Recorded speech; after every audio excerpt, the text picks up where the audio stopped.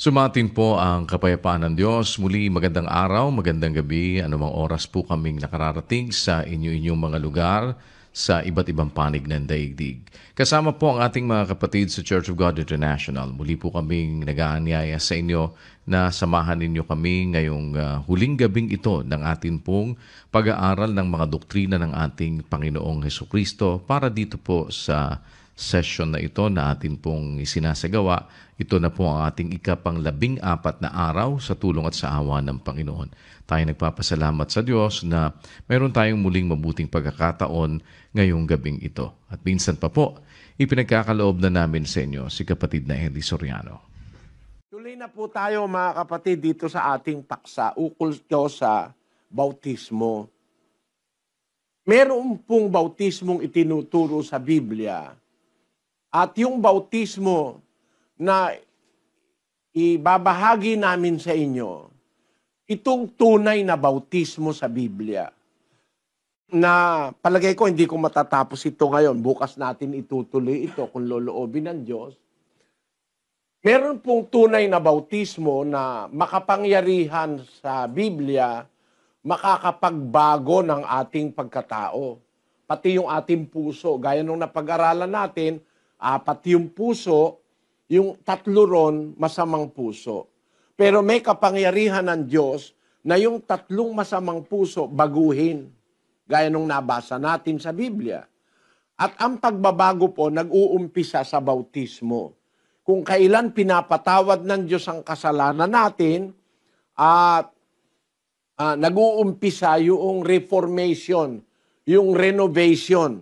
3:5 ng Tito, atin uling basahin kapatid na Daniel. Na hindi dahil sa mga gawa sa katwiran na ginawa nating sarili, kundi ayon sa kanyang kaawaan ay kanyang iniligtas tayo sa pamamagitan ng paghuhugas sa muling kapanganakan at ng pagbabago sa Espiritu Santo. Sa pamamagitan ng paghuhugas, muling kapanganakan at pagbabago sa Espiritu Santo. Bautismo po yan ang paghuhugas, 22:16 ng gawa. At ngayon, bakit ka tumitigil? Magtindig ka at ikaw ay magbautismo at hugasan mo ang iyong mga kasalanan na tumatawag sa kanyang pangalan. Ayan, ang bautismo po, paghuhugas ng kasalanan. At ang sabi doon sa ating binasa, sa bautismo, paghuhugas sa muling kapanganakan at ng pagbabago sa Espiritu Santo. Doon po sa bautismo, pagkatapos hugasan ng ating kasalanan, larawan yon ng pagkapanganak nating muli at ng pagbabago o renovation ng ating pagkatao sa pamamagitan ng Espiritu Santo. Pero, yan po ay ang tunay na bautismo. Hindi po yan yung bautismo sa mga iglesyang ang aral ay mali. Ang bautismo po sa Katoliko, walang bisa. Kasi binautismuhan mula sa pagkabata, lumaki, walang bisa yung bautismo. Ang bautismo po, pagbabago. Pagka ang isang binabautismuhan, hindi nakakatanggap ng tunay na bautismo, walang pagbabagong mangyayari. Kaya ang mahalagang bautismo, yung bautismong totoo na itinuro ni Kristo. Aalamin natin ngayon, yung dako o lugar ng bautismo. Saan ba tayo dapat bautismuhan? Saan lugar? Saang jurisdiksyon? Saang dako? Umpisahan natin mga kapatid. Pakinggan niyo pong mabuti, ano? Babasa ako ng isang talata sa Biblia, 7:23 ng Ezra. Anumang iniuutos ng Diyos ng langit, gawing lubos sa bahay ng Diyos ng langit, sapagkat bakit magkakaroon ng puot ng Diyos laban sa kaharian ng hari at ng kanyang mga anak? Ang sabi po ng talata, anumang iniuutos ng Diyos ng langit, gawing lubos sa bahay ng Diyos ng langit. Lahat ng utos dapat ginagawa sa bahay ng Diyos. Meron po kasing jurisdiksyon o lugar ang utos. Meron pong jurisdiction ang mga itinuturo ng Diyos. Hindi kahit saan, yung aral ng Diyos o yung batas ng Diyos, kahit saan may epekto. Hindi po totoo yun. Hinaladkad mo sa isang iglesyang itinayo ng tao, walang epekto rin yung batas ng Diyos. Meron kasing lugar yung batas 3:19 ng Roma. Ngayon ay nalalaman natin na ang anumang sinasabi ng kautusan, yaon ay sinasabi sa nangasa ilalim ng kautusan. Anumang kautusan, anong sinasabi ng kautusan, sinasabi yon sa nasa ilalim ng kautusan, those that are under the law. So there is a place of the law where you can submit yourself under the law. Meron pong nasa ilalim ng kautusan, ibig sabihin, meron jurisdiction ang batas ng Diyos. Ang batas ng Diyos, ang epekto sa bahay ng Diyos. Anumang iniuutos ng Diyos ng langit, gagawing lubos sa bahay ng Diyos ng langit. Sa English, ang sabi, whatsoever is commanded by the God of heaven, let it be diligently done in the house of the God of heaven. It should have been translated in the house. No? Gawing lubos sa bahay ng Diyos ng langit. Kaya po, ang pagsunod sa utos, sa bahay ng Diyos sinusunod yan. Ano po ba yung bahay ng Diyos na doon natin susundin ang utos? Basahin natin ang 3:15 ng unang Timoteo. Ngunit kung ako'y magluwat ng mahabang panahon, ay upang maalaman mo kung paano ang dapat sa mga tao na ugaliin nila sa bahay ng Diyos, na siyang iglesia ng Diyos na buhay, at haligi at saliga ng katotohanan. Ang batas po pala, nasa bahay ng Diyos. Kaya sabi ng talata, kung magluwat ako ng mahabang panahon, upang maalaman mo kung paano ang dapat sa mga tao ugaliin nila sa bahay ng Diyos, na siyang iglesia ng Diyos. Sa English, But if I tarry long, that thou mayest know how thou oughtest to behave thyself in the house of God, which is the church of the living God, the pillar and ground of the truth. the house of God is the church of God. No? Sa Kapampangan, ang sabi riyan, dapat nung ako magluwat kung makabang panahon, bang abalo mo, nung nanong dapat dang panugalian ding tao, ding kautusan panugalian ding tao, king balening Diyos, ay tiyaing iglesia na ning Diyos, amabye. Sa Sibuhanon, sabi, apan kung ako malangan ug dugay, aron masayran mo kung unsang paggawi sa mga tao sa bahay sa Dios, nga mao ang iglesia sa Dios nga buhi, haligi ug patukuranan sa kamatuoran. Kay Ilocano, ngem no mabayagto, tapno ammon no kasano ti maiparbeng akababalin ti sangga kabalayan ti Dios, nga isu ti iglesia ti Dios si bibiyag, nga adigi ken sa diri ti kinapudno. Kaya, ang bahay ng Diyos, mga kapatid, ay ang iglesia ng Diyos yung nasa Biblia. Yun ang itinuturo ko sa inyo Ayoko magturo ng iba. Kagaya ng iba, tinuro iglesia ni Wesley. Wesleyan Church. May nagturo iglesia Aglipayana. Kay Aglipa yun. No? May nagturo iglesia Romana. Sa Roma yun. Hindi sa Diyos yun. May nagturo iglesia Metodista. Kung ano-ano. Ang nasa Biblia, iglesia ng Diyos. Yun ang bahay ng Diyos. Sa loob ng bahay, doon ka dapat sumunod sa utos. Kaya, mga kapatid, kung ang bautismo utos, dapat sa bahay ng Diyos o sa iglesia ng Diyos masunod. Nabautismuhan ka, hindi sa iglesia ng Diyos, kundi sa iglesia ang itinayo ng tao, walang kwenta bautismo mo. Nabautismuhan ka sa iglesia ang itinayo ng tao. Hindi naman yung iglesia na nasa Biblia, walang kwenta bautismo mo. Kasi ang kalooban ng Diyos, yung kanyang iniuutos, masunod sa bahay niya. May bahay ng Diyos. Hindi yung kapilya. No? Hindi yung katedral. Ang bahay ng Diyos, ang iglesia. Liwa-liwanag nun. Binasa ko na sa lahat ng wika para hindi kayo magduda. Ang bahay ng Diyos na siyang iglesia ng Diyos na buhay. Doon sa Kapampangan, ang sabi, balening Diyos. Ay tiyay iglesia na ning Diyos. Sa Ilocano, ang sabi, sangga kabalayan ti Diyos. Nga isuy ti iglesia ti Diyos. Kaya, ang bahay ng Diyos, yung iglesia, doon dapat sundin lahat ng utos.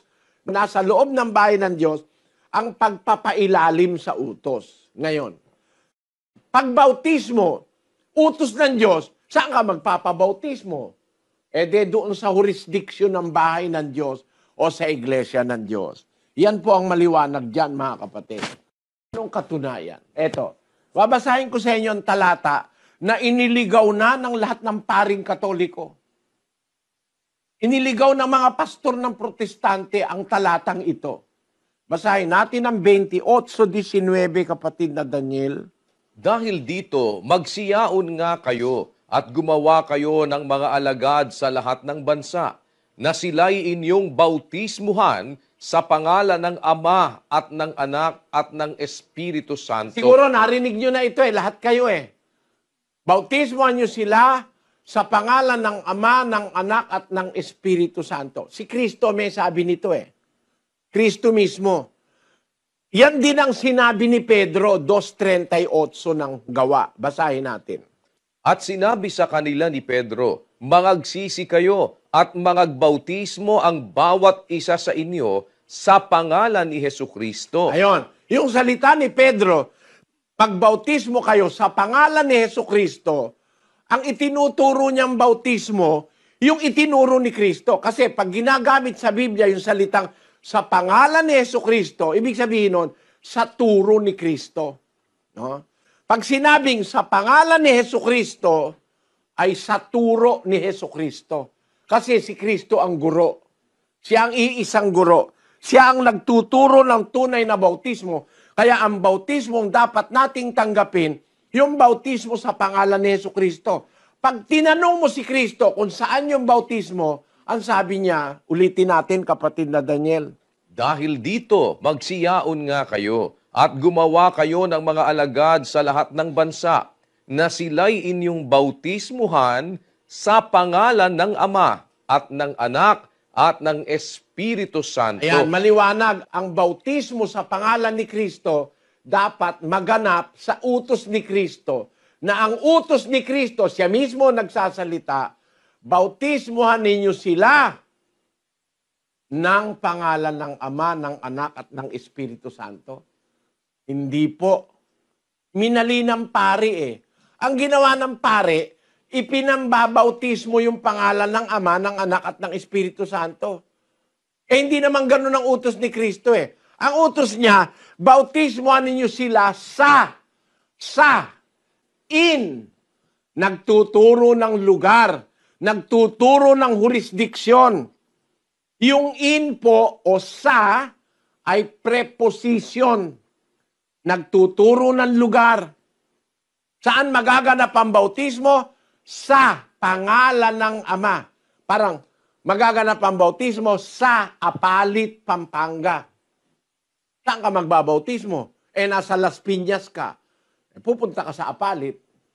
Kasi ang sabi, bautismuhan sa Apalit. Bautismuhan sa pangalan ng Ama, may lugar yung pangalan ng Ama. Kung asa nandun yung pangalan ng Ama, dun ka magbabautismo. Hindi yung pangalan ng Ama ang ipapambautismo mo. Kasi yung ginagawa ng mga pare, ang kanilang ginagawa, yun ang ipinambabautismo. Makinig po kayong mabuti, mga kababayan, lalo na yung mga intelihenting mga kaibigan natin. I-guide natin ang ating mga kapwa, mga teachers, mga abogadong nag-aaral, na nakikinig ngayon, i-guide natin yung iba na ang sabi sa Biblia, bautismuhan nyo sila sa pangalan ng Ama. Hindi, bautismohan nyo sila ng pangalan ng Ama. Walang ganon. Hindi nakalagay, baptizing them by the name of the Father. No. But, baptizing them in using a preposition denoting a jurisdiction or a place. Bautismohan nyo sila sa pangalan ng Ama. No? Ang ginagamit na talata sa Griego ay yung salitang eis. Eis. Doon sa salitang sa, pangalan ng Ama, ang kahulugan sa Griego, eis. Na ang kahulugan, a primary preposition to or into, indicating the point reached or entered of place or time. Ayon. Talagang ang preferred meaning nung salitang in na preposition ay yung lugar ang sinasabi. The point reached or entered, yung punto, yung lugar ng place or time. Kaya meron pong lugar ang bautismo eh. Ang bautismo po ay nasa ilalim ng jurisdiction sa pangalan ng Ama. Hahanapin natin kung asan yung pangalan ng Ama, doon tayo magpapabautismo. Bautismohan sa pangalan ng Ama. E asan po ba ang pangalan ng Ama? Ang pangalan ng Diyos, asan? Basahin natin ang 3:14 ng Epeso. Dahil dito ay iniluluhod ko ang aking mga tuhod sa Ama ng ating Panginoong Hesukristo, na sa Kanya'y kumukuha ng pangalan ang bawat sangbahayan sa langit at sa lupa. Ang Diyos pala may mga sambahayan sa langit at sa lupa. At yung sambahayan ng Diyos, kumukuha ng pangalan sa Diyos. Kaya yung pangalan ng Diyos, nasa sambahayan niya. Alin ho ba yung sambahayan ng Diyos? Nandun ang kanyang pangalan. Ang iglesia ng Diyos. Ang bahay ng Diyos na siyang iglesia ng Diyos. Yung iglesia ng Diyos, yun ang sambahayan ng Diyos. Nandun ang pangalan ng Diyos sa sambahayan niya o sa iglesia ng Diyos.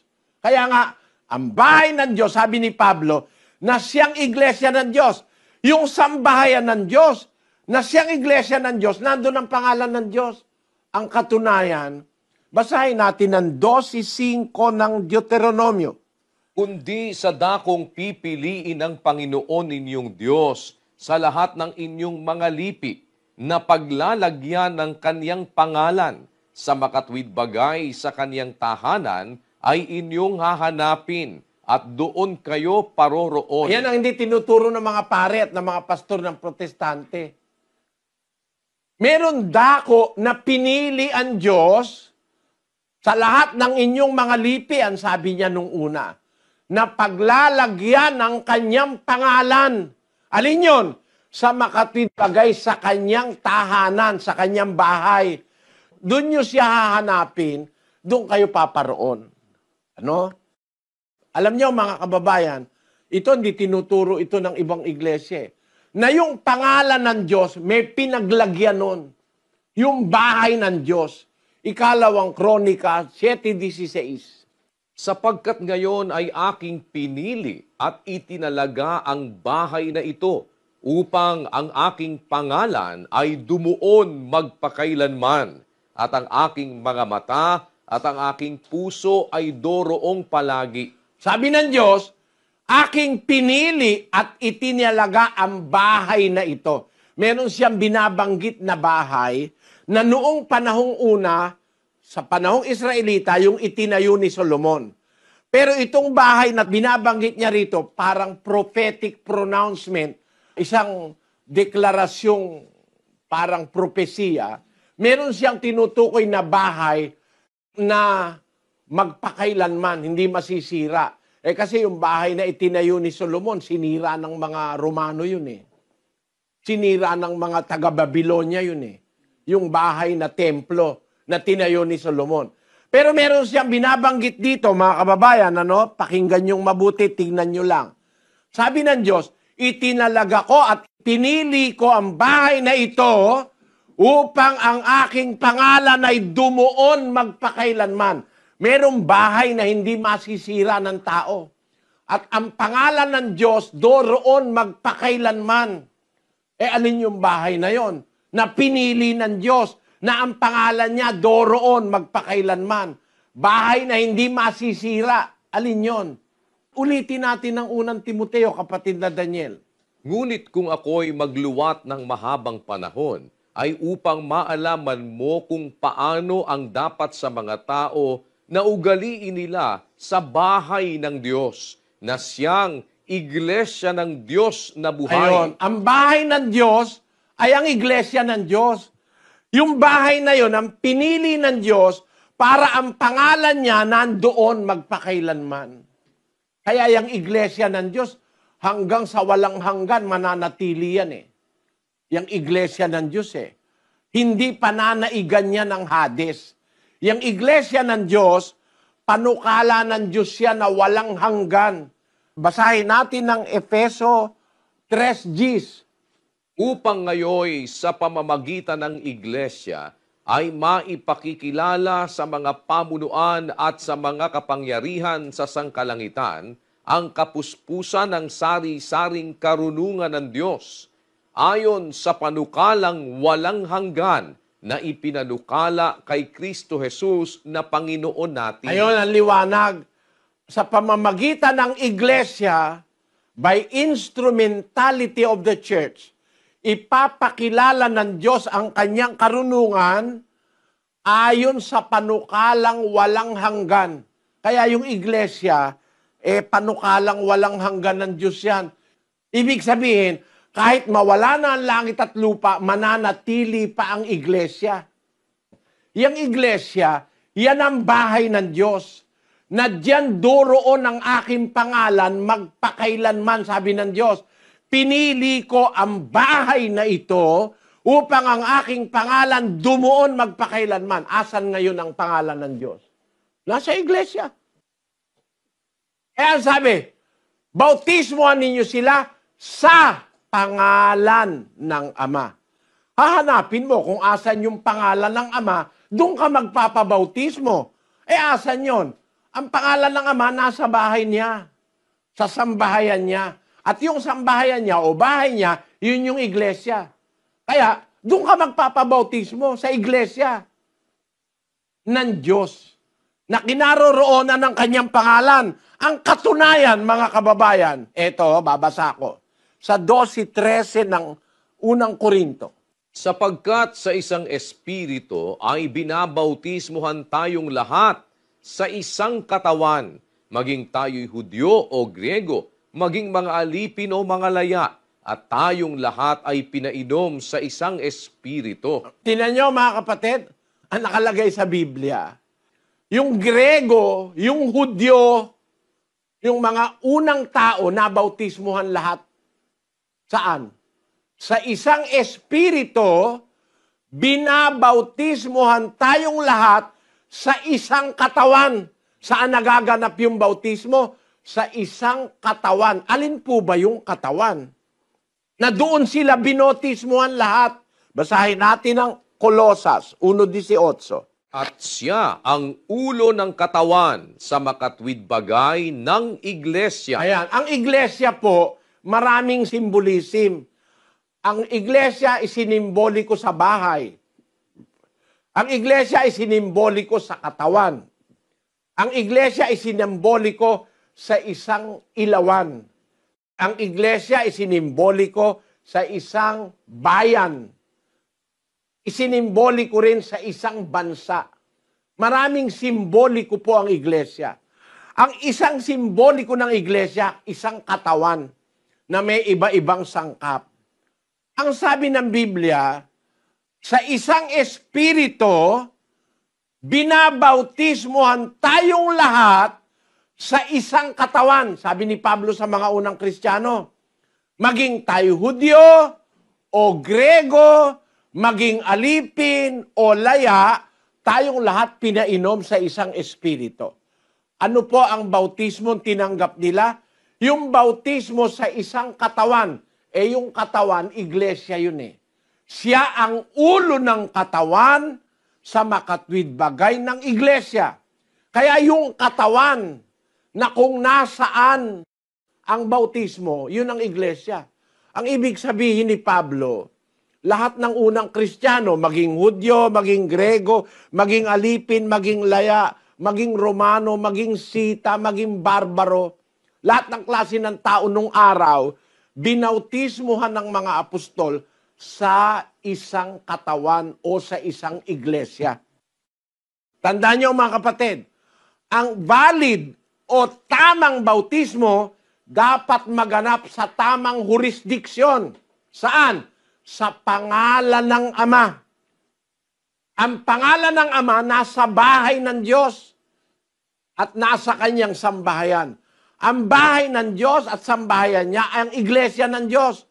Kaya dapat ang bautismo maganap sa iglesia ng Diyos, sa loob ng bahay ng Diyos. At doon sa isang simboliko, dapat ang bautismo maganap sa katawan, na ang katawan ay ang iglesia. Yun din ang suma no? Ang bahay iglesia, ang katawan iglesia, doon dapat mabautismuhan. Anong katunayan? Na ang bautismo nandun sa isang katawan, hindi sa lahat ng katawan, hindi sa lahat ng iglesia. Kasi isa lang naman yung katawang totoo.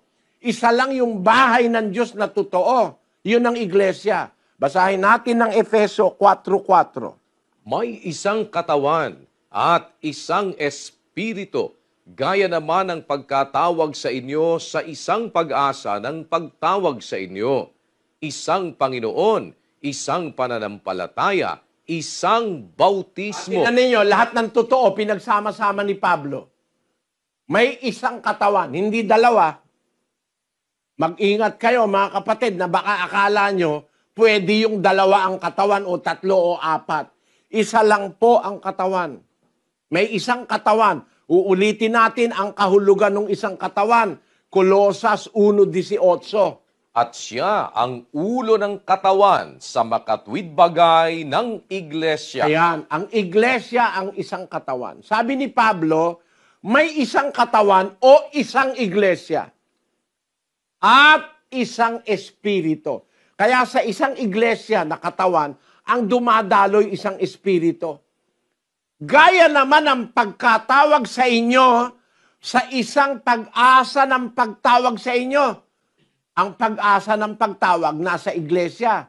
Nandoon ang isang espiritu. Tapos, may isang Panginoon sa iglesia.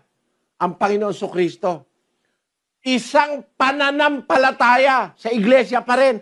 Isa lang ang pananampalataya, hindi iba-iba. At isang bautismo. Kaya yung isang bautismong totoo, nasa katawan yon, nasa bahay, na ang kahulugan ay iglesia. Yung iglesia ng Diyos, na bahay ng Diyos, doon dapat maganap ang bautismo. Tanong ko kayo, saan ka binautismuhan? Sa iglesia ka ba ng Diyos binautismuhan? Sa bahay ba ng Diyos? Ano ibinautismo sa'yo? Hindi ka binautismuhan sa bahay ng Diyos Hindi ka binautismuhan sa pangalan ng Diyos. Ang ginawa sa'yo, ipinambautismo yung pangalan ng Diyos. Parang ganito yun no? Para maintindihan nyo lang ako, mga kapatid. Sumulat ka sa lamesa. Ayan. Susulat ako sa lamesa. Saan ko gaganapin yung pagsulat? Sa lamesa. Sa lamesa. Bautismuhan sa, yung sa, tumutukoy sa lugar, sa pangalan ng Ama. Hahanapin mo ngayon, kung asan yung pangalan ng Ama, dun ka magpapabautismo. Ang pangalan ng Ama, nasa bahay niya. Ang bahay niya ay ang iglesia. No? Kaya, sumulat ka sa lamesa. Nagsusulat ako sa lamesa. Ang ginawa ng pare, yung lamesa ang ipinanulat.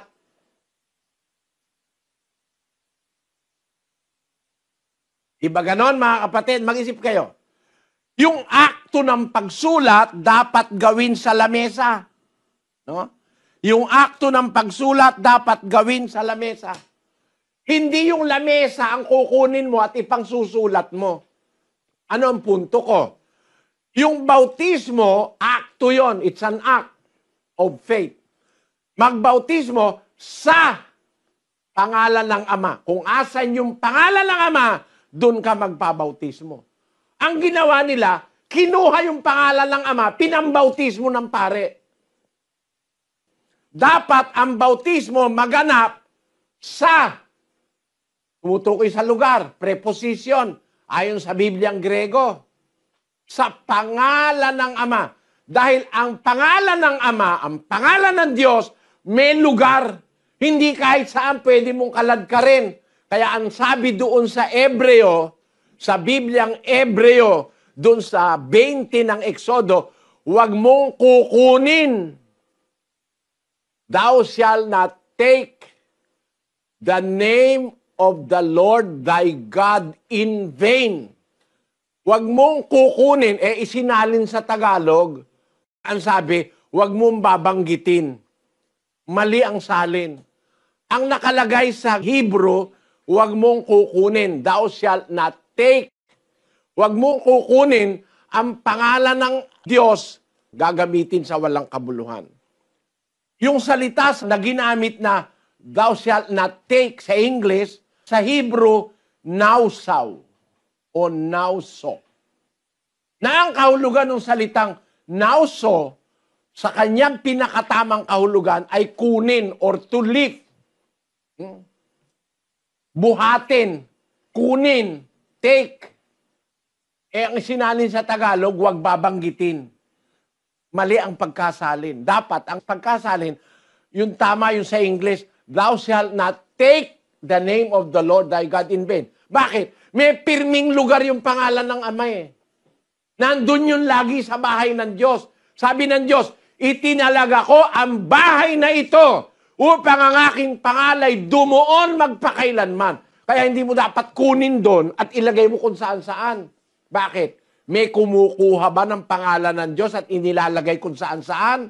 139:20 ng awit. Pakinggan nyo. Sapagkat sila'y nangagsasalita laban sa iyo ng kasamaan at ginagamit ng iyong mga kaaway ang iyong pangalan sa walang kabuluhan. Ayon, ginagamit ng mga kaaway ng Diyos ang pangalan niya sa walang kabuluhan. Inilalagay sa iglesyang tayo ng tao.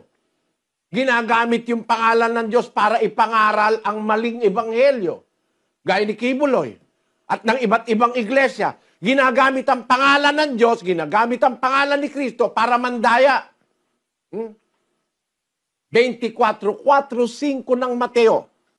At sumagot si Jesus at sinabi sa kanila, Mag-ingat kayo na huwag kayong mailigaw ninuman, sapagkat marami ang magsisiparito sa aking pangalan na magsasabi, Ako ang Kristo, at ililigaw ang marami. Yun, maraming paparito, gagamitin ang pangalan niya, gagamitin ang pangalan ng Ama, ng Panginoong Hesukristo, para iligaw ang marami.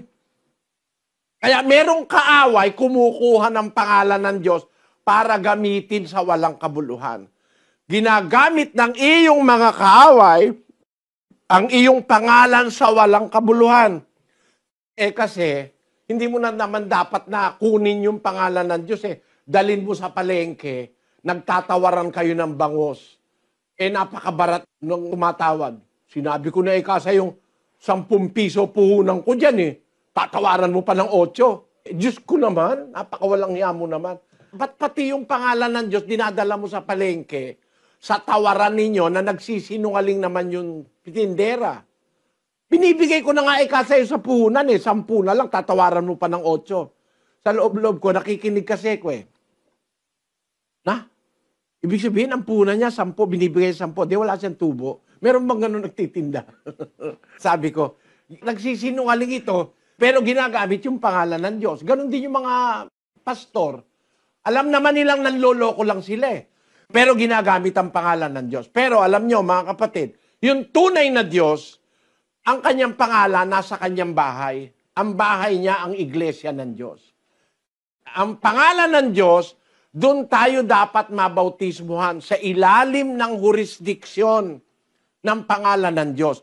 Nang sabihin ng Panginoong Hesus, bautismoan niyo sila sa pangalan ng Ama, hahanapin mo kung asan yung pangalan ng Ama. At ang pangalan ng Ama, nasa bahay. At ang bahay, ang iglesia. Ang tamang bautismo, ang bautismo sa iglesia ng Diyos. Bakit? Yun ang bahay ng Diyos eh. Doon dapat sumunod sa utos sa bahay ng Diyos. Si Kristo nasa bahay din ng Diyos. Hebreo 3:6. Datapwat si Kristo, gaya ng anak, ay puno sa bahay niya. Ayan. Si Kristo, gaya ng anak, puno sa bahay ng Diyos. Si Kristo namumuno sa bahay ng Diyos. 10:21 ng Hebreo. At yamang may isang dakilang saserdote na pangulo sa bahay ng Diyos. Dakilang saserdote, 3:1, si Kristo yon. 3:1 ng Hebreo, basahin natin. Kaya mga banal na kapatid, mga may bahagi sa pagtawag ng kalangitan, inyong isipin ang apostol at dakilang saserdote na ating kinikilala, si Jesus. Ang ating dakilang saserdote, si Jesus, sabi niya dun sa 10:21, meron tayong isang dakilang saserdote na pangulo sa bahay ng Diyos. Kaya si Kristo, nasa bahay ng Diyos. Ang pangalan ng Diyos, nasa bahay ng Diyos o nasa iglesia. Saan ka ngayon papabautismo? Sa pangalan ng Ama, ng Anak, ng Espiritu Santo. Hanapin mo kung nasaan yung pangalan ng Ama, nasa bahay ng Diyos yun, ayon sa Biblia. Hanapin mo kung asan si Kristo, pangulo siya sa bahay ng Diyos. Hanapin mo ang Espiritu Santo, nasaan? Basahin natin ang unang Korinto 3:16. Hindi ba ganinyo nalalaman na kayo'y templo ng Diyos at ang Espiritu ng Diyos ay nananahan sa inyo? Hindi nyo ba alam, sabi sa iglesia ng Diyos sa Korinto, hindi nyo ba alam na kayo'y templo ng Diyos? Ang Espiritu ng Diyos nananahan sa inyo. Nasaan po ang Espiritu? Nasa iglesia. Nasa mga taong bahagi ng iglesia. Kasi yung tinutukoy dyan, templo ng Diyos, bahay ng Diyos yan eh. No? Yung templo ng Diyos, yun yung bahay ng Diyos. Di nyo ba alam kayo ang bahay ng Diyos o templo ng Diyos? At ang Espiritu ng Diyos nananahan sa inyo. Kaya yung tatlo nasa iglesia yun eh. Yung Ama, ang pangalan niya nasa bahay niya. Ang bahay niya ang iglesia. Yung Anak, pangulo sa bahay ng Diyos, dakilang saserdote. Yung Espiritu Santo, nananahan sa templo o sa bahay ng Diyos na iglesia. Yung ibang salin dyan, hindi templo bahay no? Kaya lang kinastila nung mga nagsalin ng Biblia ng Tagalog Pero kung kukunin mo ang essence niyan, yung templo ng Diyos, yun nga yung bahay ng Diyos no? Sa simboliko ng Biblia. Kaya, yung tatlo, Ama, pangalan ng Ama, si Kristo, at saka yung Espiritu Santo, nasa iglesia lahat yon. At doon utos ang bautismo, mga kababayan. Kaya, mag-isip kayo, saan kayo binautismohan? Kung binautismohan kayo, hindi doon sa lugar na dapat na maganap ang bautismo, lalabas ang bautismo nyo mali. Walang kabuluhan. Hindi tinatanggap ng Diyos. No? Kasi ang tunay na bautismo, nagaganap yan sa lugar na kung saan nandoon ang kapangyarihan ng aral ng Diyos. At ang aral ng Diyos itinuturo sa iglesia ng Diyos na siyang bahay ng Diyos. Parang ganito, no? Halimbawa, sa isang pamilya, kami nung araw, isa kaming pamilya Diyan sa Apalit, meron tayong museum diyan no? Pagpasok nyo po sa museum, makikita nyo yung lamesa namin. Yung lamesa po namin na yon, mas matanda sa akin yun Antik na yun Nara.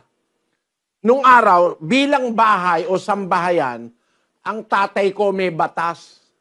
May batas naman talaga sambahayan Bawal sa amin na magkanya-kanyang kain. Gusto ni Papang, kaya malaki yung lamesa namin, 14 yun eh. Kami sa pamilya, 10 kami. 8 kaming magkakapatid, 2 si Nana at saka si Papang. Nung panahon na yon, yung aking mga unang kapatid, may asawa na, kaya bumili siya ng lamesa, 14. 2 hipag ko, no? Tapos, 8 kami magkakapatid, 10. 2 sila nanay, at 2 katulong. Ang gusto ni Papang, sabay-sabay kaming kumakain. Ang Papang ko, tatay ko, tawag namin sa Ilocano, Papang eh. Ayaw niya na kami aabuti ng dilim sa daan. Kailangan bago dumilim, nasa bahay na kayo lahat. Tapos sabay-sabay kumakain, nananalangin, ganun po si Papang. Kaya ang isang sambahayan may batas. Hindi pwede na tatanggap ang kapatid kong babae ng bisita na hindi alam ng Papang. Ngayon makikita mo yung mga kabataan ngayon yung lalaki nasa kwarto na nung dalaga Pwede Sa amin, bilang bahay o sambahayan, meron kaming disiplina. Bilang sambahayan. Ang punto ko, ang iglesia, bahay ng Diyos. May disiplina. Yung disiplina, yung aral, yung batas, yung utos. Doon sa iglesia yung pinapatupad. Pwede mo ba naman yung batas ng bahay namin ipatupad sa bahay ni Juan? Magagalit si Juan. No? Lalo na ngayon. Ngayon, ang isang pamilya, 4 lang sila, magkakaiba Yung isa nasa Jollibee, yung isa nasa McDo, yung isa nasa Mang Inasal, yung isa walang pagkakaisa no?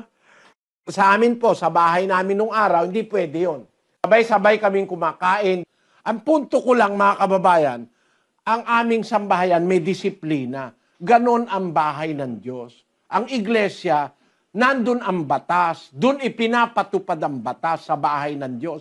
Ulitin natin ang 7:23 ng Ezra, kapatid na Daniel. Anumang iniuutos ng Diyos ng langit, gawing lubos sa bahay ng Diyos ng langit. Saan po gagawin ang lahat ng utos? Sa bahay ng Diyos. Ang bahay ng Diyos, ang iglesia. Isa sa utos ay bautismo. Saan mo gagawin? Sa iglesia ng Diyos. Hindi sa iglesyang itinayo ng tao. Tanungin nyo sarili nyo, mga kababayan, nabautismohan na kayo, sabi nyo, saan kayo binautismohan? Sa iglesyang tinayo ng tao, ang aral ay mali, ginagamit ang pangalan ng Diyos sa hindi nila naiintindihang paraan, kaya kayo po ang magpapasya. Bukas kung loloobin ng Diyos, mga kababayan, mga kapatid, sana bumalik kayo. Maintindihan niya itong mahalagang aral na ito. Papaano isinasagawa ang bautismo sa bahay ng Diyos o sa iglesia ng Diyos? Paano yun isinasagawa? Kailangan bang bautismuhan ang bata? At, ang tanong natin, pwede ba kayong bautismuhan? Kayo bang lahat pwedeng bautismuhan? Sino ang magpapasya na kayo'y bautismuhan? Kayo ba o ang Biblia? No? At kailan kayo dapat bautismuhan? Balikan niyo po yan, mga kababayan. Napakahalaga po ng mga tanong na yan para sa ating kaluluwa. Balik po kayo bukas, humingi tayo ng tulong sa Diyos na makabalik bukas kayo at para maintindihan yung buong buo ang pag-aaral na ito. Kaya bukas po ang bautismo, sana daluhan ninyo yung mga iniwang kong katanungan. Meron na tayong katiyakan ngayon na ang bautismo dapat maganap sa bahay ng Diyos na siyang iglesia ng Diyos. Doon binautismohan ang lahat ng unang Kristiyano. Maging Hudyo, Grego, Alipin, Laya. Binautismohan sila sa isang katawan o sa isang iglesia. Babalik kayo para mapakinggan nyo yung final topic natin tungkol sa bautismo. Ang halaga nito, ang magagawa nito sa buhay natin, ang significance nito sa ating kaligtasan, at yung mga iba-iba pang maraming mga tanong na dapat masagot. Naanyayahan ko po kayo uli bukas, 8:00 ng umaga. Mga kapatid, kaya ko sinasabi para makapaghanda yung mga kapatid, at kung meron tatanggap ng bautismo sa iba-ibang lugar, sabay-sabay na natin silang babautismohan sa mass baptism bukas 8:00 ng umaga diyan sa Pilipinas. Sana loobin ng Diyos bumalik kayo mga kapatid. Kahit wala kayong balak magpabautismo, mas mabuti marinig nyo na rin para huwag kayong madaya ng mga pastor sa ating panahon. Magbaong kayo ng damit, bukas. Huwag kayong makikipag-away, huwag kayong makikipag-diskusyon, tawanan, biruan, magbulay kayo bago tanggapin ang bautismo. Samahan nawa kayo ng Panginoon, mga kapatid. Kapatid na Daniel? Opo, at paalala po natin sa lahat ng ating mga panauhin, sa atin pong mga kapwa-tao na nakikinig ng atin pong isinasagawa na mass indoctrination, kung nasa kalooban po ninyo na ibig po ninyong magpatuloy para sa atin pong isasagawa naman na pagbabautismo, muli ang paalala namin ang pagtatalaga ng bawat isa sa atin sa gabing ito, mga kapatid. At kung maaari po ay umiwas muna tayo sa iba't ibang mga bagay na maaaring makahadlang sa ating pagtatalaga sa pagtanggap natin ng banal na bautismo. Sa mga may asawa, umiwas muna tayo sa mga gawain ng mag-asawa upang tayo po ay makapaghanda ng ating mga puso sa pagbabalik loob natin sa Panginoon. Maaari po kayong makipag-coordinate sa lahat ng atin pong mga kasamang mga elders at mga kasama po natin ng mga assigned elders sa iba't ibang mga lugar na kung saan po kayo ay naroroon. At kagaya po ng sinabi ng kapatid na Eddie, maghanda po kayo ng inyong damit na maaaring magamit na pangpalit sa pagpunta po natin sa bautismo sapagkat tayo po ay mababasa. At kayo naman po ay aming sasaludarin sa pamamagitan po ng atin pong mga kapatid sa iba't ibang mga dako. Kung magagawa po ninyo na sa paglapit natin sa Panginoon, kayo ay makapag-ayuno sa araw ng kinabukasan, ay huwag muna kayong kumain hanggang sa makatapos po lamang yung ating pagbabautismo. Subalit kung meron po kayong mga medical conditions at hindi naman po ninyo magagawa, ay naiintindihan naman po ng Panginoon yon. Subalit ang amin lamang po ay makagawa tayo ng pagbabalik loob na may pag-aayuno, kagaya na sinasabi sa Joel 2:12. Gayon man ang wika, ngayon, sabi ng Panginoon, magsipanimbalik kayo sa akin ng inyong buong puso na may pag-aayuno at may pananangis at may pananambitan. Kaya po maaaring samahan natin ng pag-aayuno ang atin pong paglapit sa Panginoon upang tumanggap ng banal na bautismo. Subalit, kagaya po ng aming nabanggit, kung kayo po ay mayroong mga medical conditions, kung kayo po ay nagbe-breastfeed o iba pa pong maaaring mga kalagayan na kung saan ay hindi po kayo maaari talagang makapag-ayuno, ay ilapit po natin sa Panginoon. Iwas po tayo sa iba't ibang mga bagay na maaaring makahadlang sa ating pagtatalaga. Kagaya na sinabi nga po ng kapatid na Eli, umiwas po tayo muna na makikipagbiruan, makipagtawanan o ano pa mang iba't ibang mga bagay na magiging hadlang sa atin pong pagtatalaga sa paglapit sa Panginoon. Kaya po nag-aanyaya kami sa mga hindi naman po tutuloy ng pagpapabautismo, kagaya na sabi rin ng kapatid na Eli, ay maaari din po ninyong buuin na mapakinggan ang tungkol po sa topic ng bautismo kahit na hindi po kayo nakahanda na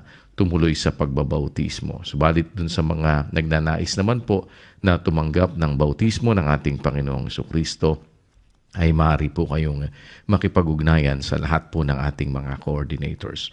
Umaasa po kami na sa tulong at sa awa ng Panginoon ay nakapagsilbi kami sa inyo sa pamamagitan ng paghahatid ng mga aral at ng mga katwiran na atin pong binabasa sa mga banal na kasulatan upang maunawaan natin ang mga bagay na ibig na ng ating Panginoong Jesucristo na ating magawa, matupad at maisakabuhayan.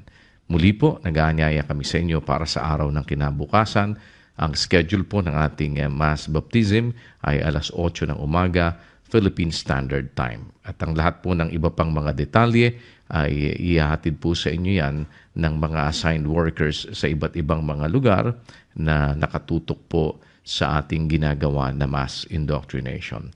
Salamat sa Panginoon sa isa pang mabuting pagkakataon na nabuo natin ang 14 na araw na ito ng pag-aaral ng doktrina ng ating Panginoong Hesukristo. Hanggang bukas po mga kapatid, sa kalooban ng Diyos, umaasa kami na kami ay mapagbigyan ninyo kahit hindi po kayo tutuloy, mapakinggan ninyo ang huling bahagi ng aral tungkol po sa pagbabautismo. Sa lahat naman po ng mga tutuloy, muli po ay maghanda tayo ng ating mga puso at magtalaga sa paglapit sa Panginoon para sa araw ng kinabukasan sa pagtanggap natin ng bautismo ay makita sa atin ang isang pusong nagsisisi at ibig na manumbalik sa paglilingkod sa Diyos.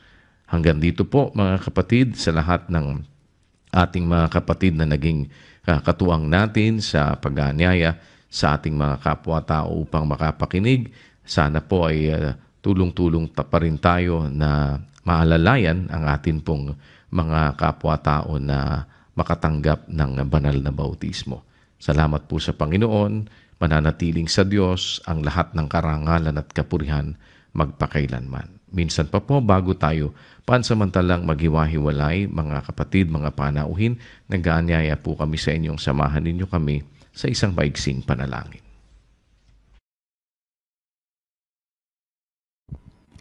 Tayo po'y manalangin.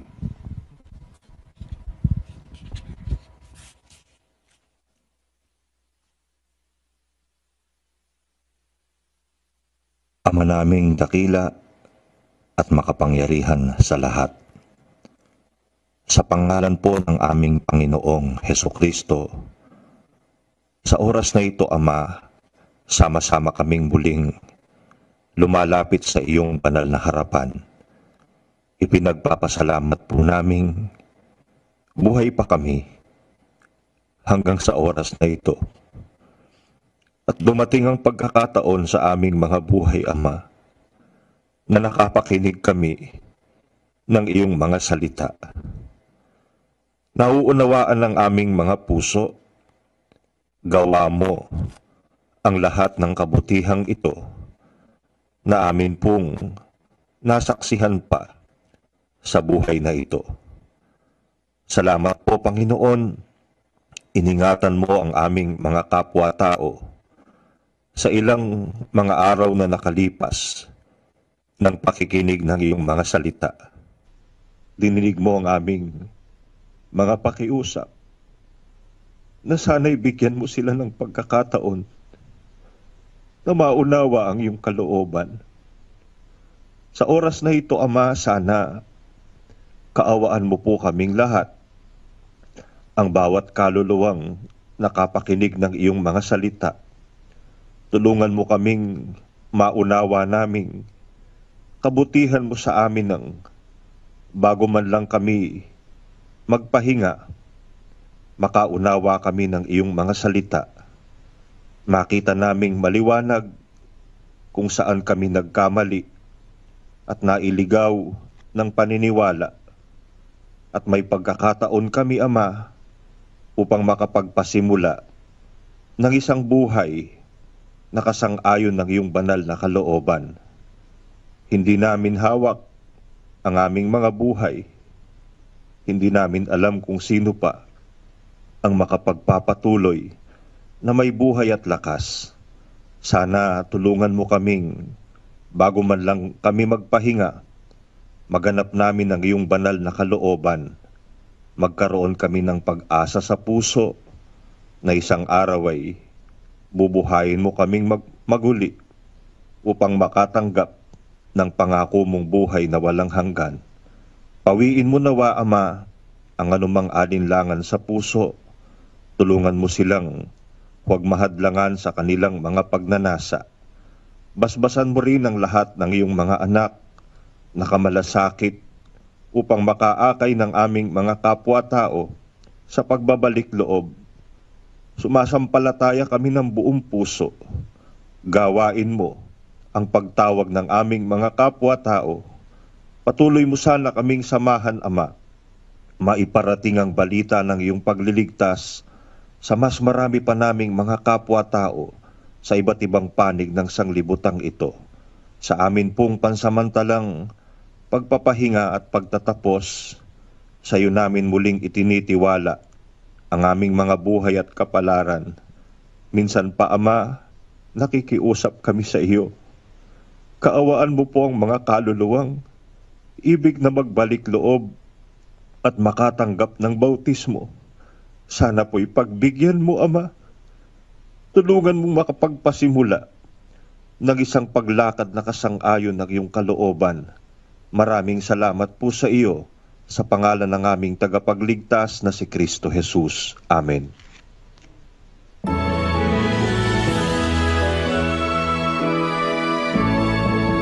Sa Diyos namang narakilan at sana ay nagkarangalan at sa Espiritu Banal, luwalhati kailan pa man.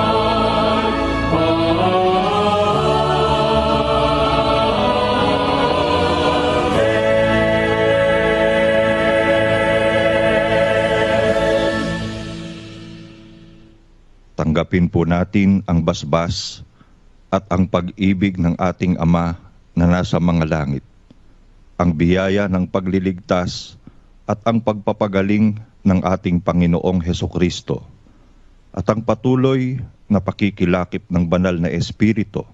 Siya nawang mamalagi sa ating mga puso, lalo na sa ating mga anak, magpakailan-kailanman. Amen.